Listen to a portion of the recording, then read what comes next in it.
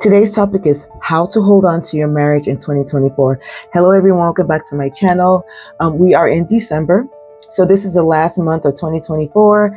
And now that we're going into a new year next month, there are some things that I want to discuss when it comes to marriage. There's some things I really want to share with you all to help you to hold on to your marriage. This is for the ladies, and to hold on to your husband, okay? Because there's going to be a lot of changes that have already started occurring right now, but they're only going to get magnified in the upcoming year. And what you want is to be fully equipped, or at least equipped to the point where you know you can make it in the next year that's coming up.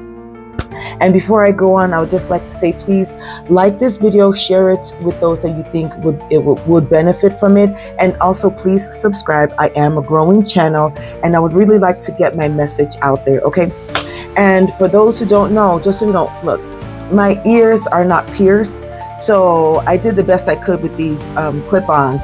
If they fall off during this recording, just, don't be alarmed. Just take it for whatever it is. All right. Let us get back into the video. The first point I want to make is this. Okay, first of all, why is marriage going to be different in 2025? Now, here's the thing. Marriage is going to be, this is what I truly believe. Marriage is going to be different in the next year that's coming up starting next month, because women are getting even more bold with their idea of, I am so independent and I don't need a man. Or even if they need a man, they just believe that they're so independent, a man cannot tell them what to do, in the sense of working together. Okay, I'm not talking about in the sense of being over controlling, but in the sense of these are the goals, let's work together.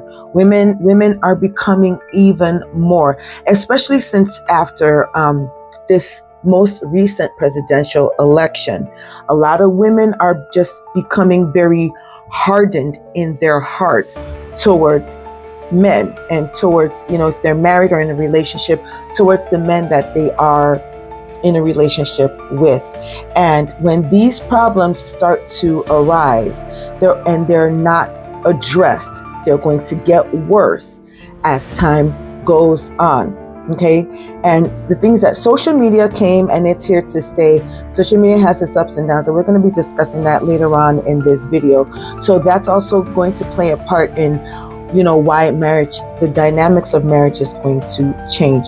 So as the earth gets older, you would start to see that the idea of traditional marriages is starting to fade away, because the earth is getting older. People, more things are coming to our forefront or in real time, and women and men, not just women, but men too.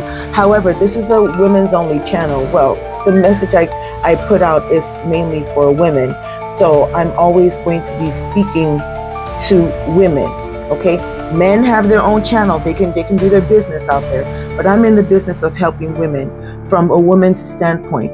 A lot of women are becoming something that we've never become before. And we are slowly, or maybe fast even, stepping away from our full traditional selves, what would help the marriage to thrive.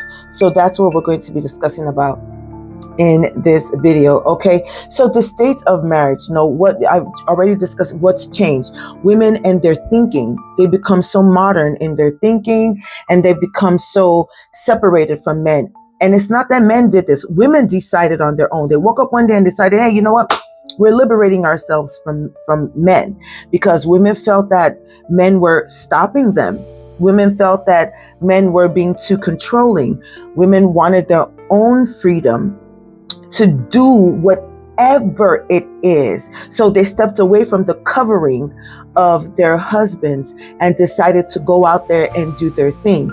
And now you see that when women are on their own, doing their own thing, unfortunately, ladies, you can come for me in the comments, but havoc. They wreak havoc. That's why women do better when they're under the leadership and the protection of a masculine man. I am not talking about toxic, what women call toxic masculinity. No, I'm not talking about that. I'm talking about true masculine men. When women are under the leadership of a masculine man, they tend to flourish better because the men are able to provide leadership, provide constructive thinking and analyzing and logical thinking as well. Men are able to do that. Those masculine men are able to do that. That's what, and then women in all their glory can actually flourish under that. It's not that being with the man is a negative thing and that women can't do it on their own. Women can do it on their own. They can try, they can struggle and do it on their own, but they operate better.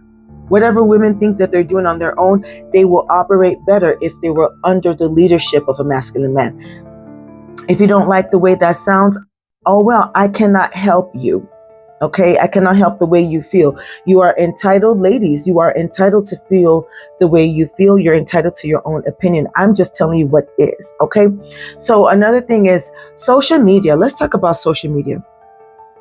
Social media came in and it was a good thing. It still is a good thing. I cannot sit here and condemn social media. The heck, I mean, I'm on YouTube, so I cannot condemn social media. It's just that with every good thing comes a negative thing as well, okay? So if you are not strong in yourself or in your beliefs as a woman, in your virtue as a woman, if you are not strong enough, you are going to believe whatever is out there on media, whatever people are portraying all these curated videos that women put out there of, oh my God, the lavish lifestyle I'm living, oh my God, my husband is this and my husband is that and all that kind of stuff. You don't know what's going on behind the scenes. And even if you do, you cannot compare your own marriage to the marriage that you see on the media, because the media is just what it is. It's media.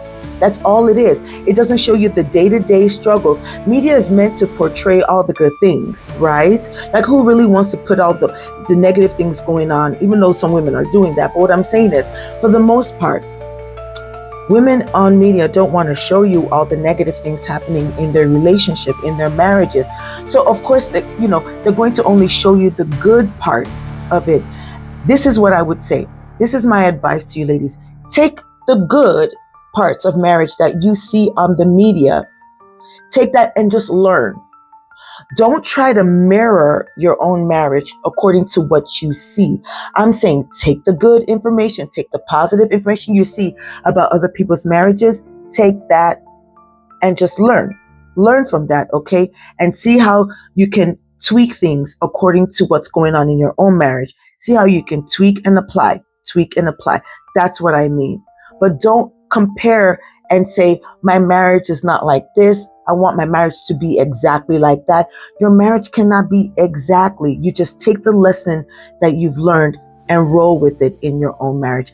That's how you're supposed to use information that you see, on all these social media platforms. Now let's talk also about something else I want to talk about. Communication. Communication is key. Okay. You need to be able to communicate with your husband, ladies. First of all, before you even get into communication, let's start with marriage. Marry the type of man that you love, the type of man that you like, and the type of man that you enjoy his company. Let's start even with that, because if you don't marry a man that you love or a man that you enjoy his company, you are going to struggle in your marriage. Okay. And this is something that my mother told me when I was a little girl growing up. She's like, oh, listen, hey, marriage is about duty, honor, and respect. Those are the three main things. If you're looking for just love, I want to marry for love, you will fail. Okay. Because love is not enough. Love is not enough to carry a marriage long term to the end. And the end of marriage is supposed to be till death do us part. Okay. Of course, divorce came along the way, but we're not even talking about divorce, because by the grace of God, that's not something that we're aiming or striving for. We're talking about the end of marriage, which is till death do us part. Okay. So my mother was saying that you marry for duty, honor, and respect. And while you are doing the duty, honor, and respect, you're supposed to generate love for each other. Your husband generates love for you. You generate love for your husband. But in our modern times, they're teaching women and men to marry for love. Love is going to come. But the thing is, if you only base your choices of a man on love, that marriage is not going to last and it's going to fail. Because as beautiful as love is not enough. And then after love, then what? You see what I'm saying? These are the issues. After love, then what? Because at a point in time, the energy of love will still be there, but the love in and of itself will start dipping up and down. What are you going to do? What are you going to do? That's where you are supposed to sustain and keep duty, honor, and respect going. Okay? Duty, honor, and respect do not dip. Your feelings about love does, but it will come back up. That's why you have to continue in duty, honor, and respect when it comes to marriage. Okay? Because on this channel, I preach, committed relationships and marriage being the number one committed relationship. That's what I teach and preach. Okay, another point I want to make, ladies, is this. Excuse me. Securing the bag, however you're securing the bag. And I'm talking about the legal ways of securing the bag as it pertains to your marriage vows. Securing the bag doesn't come before your family. Your family has to come. Your marriage has to come before securing the bag, which means while you're married and you're working on securing the bag, whatever that is to you, if your marriage is beginning to get on shaky ground, you have to tweak securing that bag. You have to figure out, how can I take time away from securing the bag and add time into my marriage relationship to fix what's going on. Because if you neglect the shaky ground that your marriage is on and you're like, oh, I'm securing the bag, guess what? Your marriage will end because you're neglecting it and your primary focus is on securing that bag. Ladies, secure the bag by all means. No one is saying don't, but we're saying that you have to prioritize. Once you are in a committed relationship, you are going to have to prioritize that committed relationship, because at the end of the day, anything can happen to securing of the bag. But because you were steady keeping your marriage, on solid ground, that marriage will be there to buffer you, whatever is going on with you securing the bag. You see what I'm saying? So prioritize your marriage, your committed marriage relationship, no matter what's going on in your life. If that means you have to cut back on work or businesses or whatever you think it is that you're doing to secure the bag, you're going to have to do that because your marriage is priority. And if you've not been making your marriage priority, well, then start now. Okay? Start now to make marriage priority. Another thing I want to talk about, ladies, is you have to take care of yourself. You are an individual in your marriage. Once you get married, your individuality, you have to keep that up. You're not independent. See, individuality and independence are two separate things. You are not independent when you are married. You are interdependent. However, you remain the same individual. You're going to change. Yes, I get that. But what I'm saying is you are still an individual. So you have to keep up with your individuality. Take time off for yourself and rejuvenate your own self. Okay? You're not all things to all people. God didn't create you like that. God did not create you to be all things to all people. So you're fighting a losing battle if you think that, oh, I'm always taking care of everybody. Stop taking care of everybody else. Take care of yourself first. Let me give you an example. I like working out because I like the results that I get from working out. It makes me feel good and it makes me look good. Period. End of story. And then, my health is intertwined in that. Okay. So what I do is I wake up very early in the morning, as early as 5 a.m. I do my quick devotion, my prayer and all that good stuff. And then I go down to the basement and I start working out. That's my time. I have to take care of myself first before I can think of anybody else in my household. Okay. I'm just saying that's just a quick example of what I do to start my day. I have to start my day with me. I cannot start my day with my family members. it'll go all wrong. My emotions will be all nasty and out of place. So I have to start the day with me. That's just one example out of all the examples that are out there. That's what I'm saying, ladies. Another thing is this: you have to make sure that when you protect your marriage from external influences. Let me give an example of what I mean by that.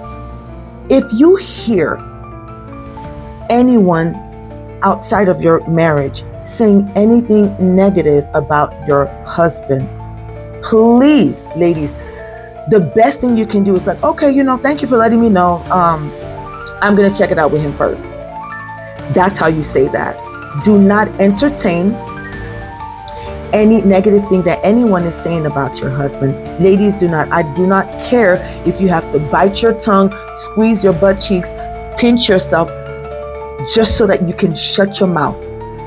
Do not engage with anyone outside of your marriage that is saying anything negative about your husband. You are the one in that committed relationship. You're the one. So guess what? You are going to protect yourself and his image as well. Because when you're married, you're under the image of your husband. You are going to protect his image. I don't care if the information you're hearing about your husband is true or not. It doesn't even matter. What matters is protect your marriage from monitoring spirits. Spirits that come to steal, kill, and destroy.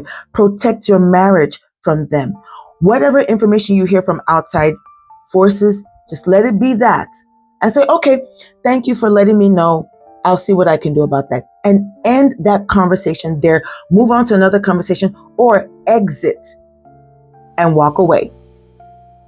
What we're going to do in 2025 is make sure we are safeguarding our marriages. Period. You have to be very intentional about this, because marriage is a beautiful thing if you do it right and if you choose the right man to do it with. These are the things, okay? Because the goal is to hold on to your marriage and thrive, not survive. We're not doing struggle love. I'm not preaching struggle love on my channel at all. I'm preaching get it right from the start. And the start is when you meet the man that you think you want to marry, you start doing your FBI work. What is your FBI work? Background check. Do background check. Start vetting him. That's what I'm talking about. Vet the man properly before you even accept his offer to marry. That's how you're going to, raise reduce the risk of getting into so many marital issues. Okay, that is what I have for you ladies today. Please do like, share, and subscribe to my channel because I'm trying to grow. So your subscription to my channel will help this channel grow and push my message forward. All right, until next time, bye.